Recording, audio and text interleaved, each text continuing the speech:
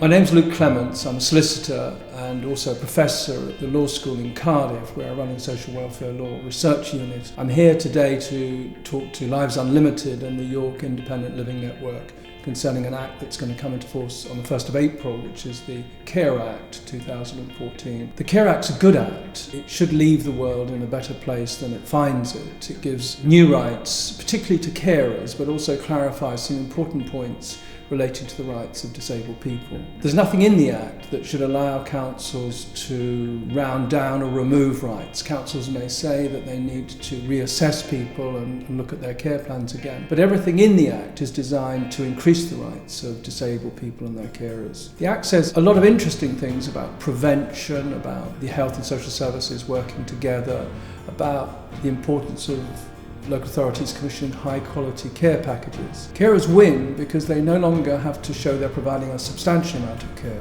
All carers have rights, and if they're found to be eligible, then the local authority must meet those needs.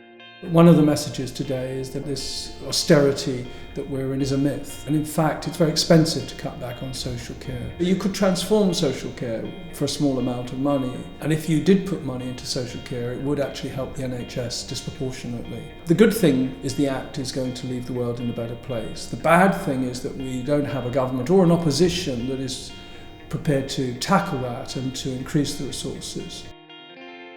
When your child comes along and you step into the alternate universe that is disability, life changes completely. There are experts and ologists all over. Events that inform parents are vital. With this Care Act, I would hope that the more carers who know what their rights are, the less a council can say, you can't have something. The fact of the matter is that there are times when caring is really, really hard work. It's quite clear that this Act was designed to increase people's rights. And for carers, it's very important that they understand that, because if a carer gets an assessment, their needs can be met by giving services to the disabled person. So a carer might need a break, which would mean that there would be replacement care for the disabled person. So a carer now, if they get an assessment, they're getting a break for themselves, but they're getting proper care for the disabled person. That should be a great benefit, and it's something that they should certainly investigate. My son, Pete, he has a job, he has his own home, he has a team of PAs that we've set up. We employ our own staff of over 7 PAs to support Pete both at work and at home to live his life as he wants. To set that up has been onerous, to say the least, with a very high personal cost, simply because of the local authorities. They don't see the bigger picture.